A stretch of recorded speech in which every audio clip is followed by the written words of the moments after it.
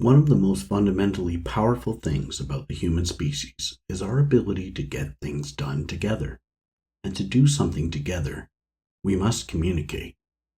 You can certainly go and build a cabin in the woods by yourself, and for me that would be fun. But even individual work requires communication, knowledge of how to do it, acquiring the resources, etc. Okay, so maybe you can bring this analogy to the extreme, and without communication and cooperative human interaction, it just takes more time. I would agree wholeheartedly, and I would ask you this.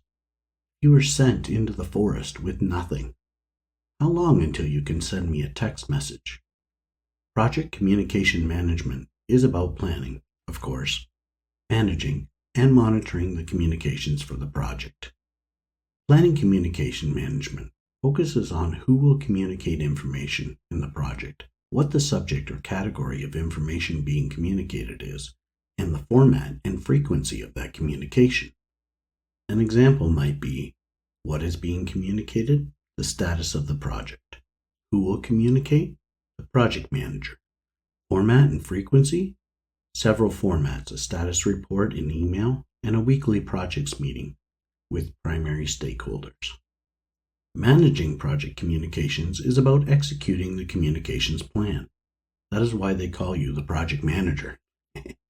Scheduling the meetings, building the status reports and sending them out, organizing and executing steering committees, and delivering information around the project stakeholders like the Easter Bunny.